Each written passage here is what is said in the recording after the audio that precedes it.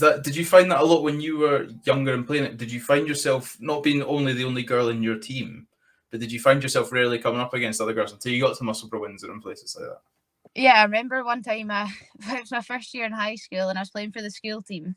I can't even remember what school we were playing against, but I got off the bus with all the boys and all the other team like, oh my god, a girl's playing, like kind of being like, oh, this, like laughing, it'll be easy, like that. All that stuff never ever bothered me. And then I was quite a naive first year, and at the end of the game they went, oh, you're shit hot, by the way. And I didn't really know what shit hot meant at the time, so I've gone home to Mum like, Mum, they said I was shit hot. What's it all about? And she was like, Ellis, that means they thought you were good. And I was like, oh, right. I was like, they were saying it in quite like a nice way, and they were like, she was like, Ellis, you are an idiot. But opinions did change, when you didn't come up against that many other girls, mainly boy heavy teams, until I was playing just girls football.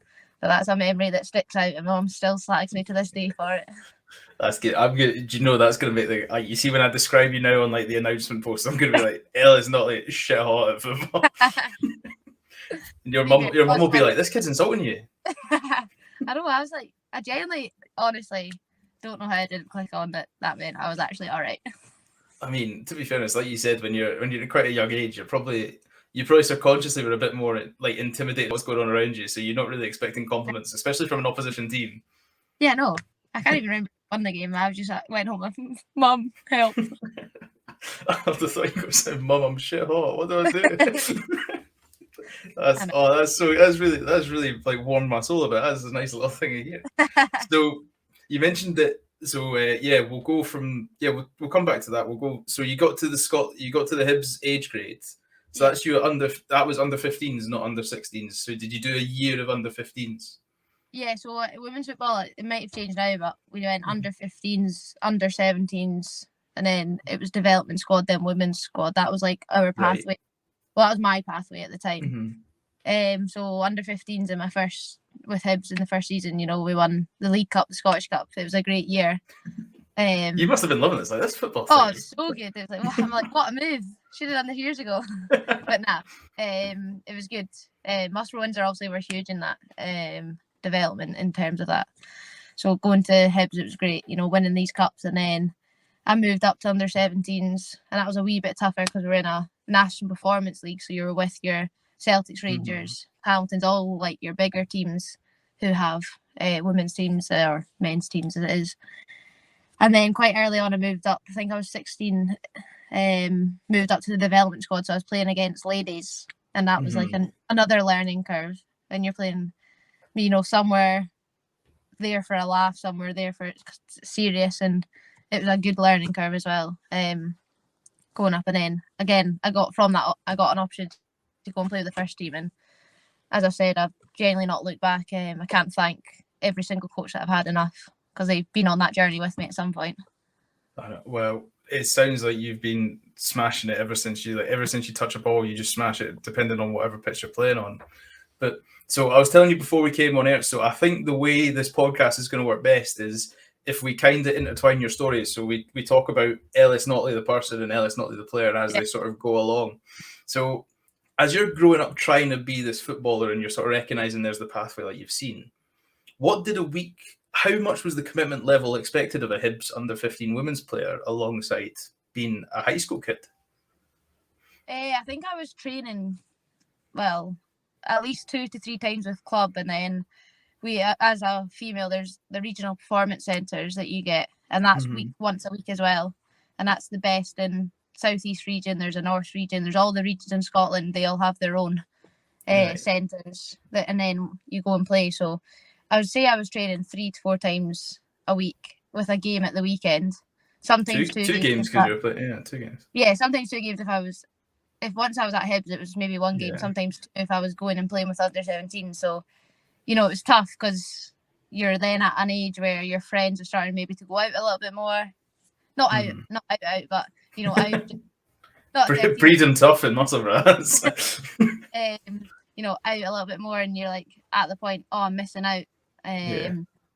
But I always I knew I loved my football. I didn't care at that point. And then as I got a wee bit older, maybe 14, 15, 16, when you're going through all your hormones, you're maturing hopefully, and your body changes, I'm really thinking, oh, I am missing out.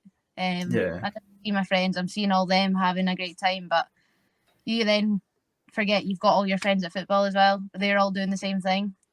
And my friends are great, you know. They slag me off for the amount of football I do still to this day, but they're my biggest fans. Well, at least I hope they are. They never come to games, but that's another topic. Oh, I like that. But they've supported me, you know. They say that I can't fault them, to be honest. But yeah, so it is tough. But I wanted it bad enough, so you know, I'm more than happy to miss spending time with my friends if it means moving to that next level. But it's always, for me, it's important to make time to still see them, because you know, they keep you grounded, they support you, they help you take your mind off it as well. So it can be tough sometimes. I think that'd be really interesting as well, because I reckon it'd be quite weird, because not just your friends, but I mean, this would be, for me talking as a personal experience as well, is like, as a guy in your class, as a boy, I'd almost be looking at you with a bit of jealousy, because you know, every kid when he grows up, it's like, it's Project Messi. You're like, oh, I'm going to be a footballer. And then so obviously you'd be watching you doing, like, God, like, oh, she's become this professional footballer, and it's like, I could have done it, I could have done this. And then, like you say, you'll be training 4 times a week, potential 2 games a week. And if the guys were anything like me, they'd be racking up hours and hours of FIFA and be like, I just don't know why it's not me. But talking of your friends not going to a game, 7th of August is first game of the season. So, you know, guys, let's get going. It's away, but we'll organise a minibus. We're good. day out. No, well, I've got a friend who, when we were growing up, he played for Hibs as well.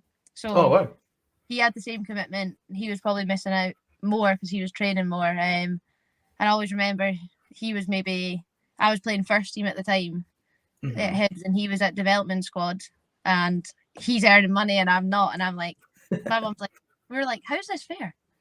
Oh, don't worry, I've got you're preaching to the choir about women's equality in sport. And I understand I do get we're not on the same level, we can't maybe earn the same thousands and thousands that they earn weekly, but you know, at least there needs to be some meet in the middle. We'll get there one day. You're coming. I'm coming from the rugby background. I've got myself in more trouble than I care to admit by tweeting the wrong people, going, why are these people not getting paid? So I'm very much team equality on that department. Don't you worry. Especially when you so I want to talk about the regional centre there. You quickly brought up. So how much would a regional centre encompass? So for you, is there a lot of travel involved? Obviously, because I imagine the centre was sort of Edinburgh based, and you're obviously Musselburgh, outskirts of Edinburgh. Yeah. So I can't even remember what it was. For me, it was at Peffer Mill. So that's not too far. And then there was a time it was at Meggetland. And it wasn't never too bad. It was just sometimes traffic was a nightmare. And obviously I'm relying on my parents or my parents' friends. So they were sitting in hours of traffic just to get me here to train for an hour and a half, 2 hours. But that centre is obviously one of the best sessions you would do a week, because you're with the best of the best players in your region. And then I think once a year you'd go to Tully Allen, you know, the police training centre. Is it the one just in the south of town? Or Tully Allen. I don't know. I think it's up near Perth, maybe. All right. In that case, I'm completely lost. I've just made up that I knew it in the first place. Yeah, and then like you'd play against all the other regions and stuff. So you know, it's a good experience. Right. You know, Scotland coaches are there. It's like giving you that flavour of what it could potentially be like if you're away with Scotland and playing the best of the best. And obviously trying to stand out in that process as well. That's a nice question. I'll ask you more that when we get into the development. When I think, you know, when we get to like development squads and you're sort of conscious of the trying to stand out aspect. But now I want to talk about the really difficult part that I imagine most young players try to do, especially part-time athletes like yourself who aren't just in an academy. Uni life and professional sport. Because they're two lifestyles that really tend, although they technically work quite well, because uni life tends to operate in the dark hours and professional athlete workplace in the day hours. Yeah. Those two lifestyles don't really gel too well. So how was that for you? For me, it was I've never been the one to always go out. Like I've never been that person. I've seen you PE teachers on nights out. You're a wild lot. Yeah, the PE teachers are generally for age. Like I'll rarely drink. You're lucky if I will drink. I've only maybe recently started to drink a little bit more, and that was just because I'd have training and I'd turn up to the party 3 hours later. So I'd be like, oh, I'll just drive, or I've got a game in the morning. I can't drink. So I've never really been that bothered, but I'd still always go out, just not drink. But merging the uni life when, Freshers Week, probably everyone's out every single night, but you've got training. And at the time when I was at uni, I was in the National Performance Academy, which unfortunately doesn't run anymore, but it was, players, they're trying to make you a full-time athlete while you're still in education. So we would be training Monday to Friday morning at 7 a.m. So going out. Yeah, that's not. I would advise that. No. Even I would restrain on a night out if somebody told me I had to be in the gym for 7 a.m. Yeah, so we're in the gym at 7 a.m. and my flatmates maybe aren't getting home till 3:30, 4 in the morning. I'm like, I'm up in 2 hours to try and get to training. So it was tough. I'd always tried to make sure, at least if I wasn't going out, I'd go to the prees. Yeah. So I was involved to some extent, and then by that time, all my friends are absolutely away with it, and I can just leave, and they're none the wiser. So I like the thought you just turned up with like 4 fruit shoots, and you're like, I'm just gonna sip these, and then I'm gonna go home and go to bed.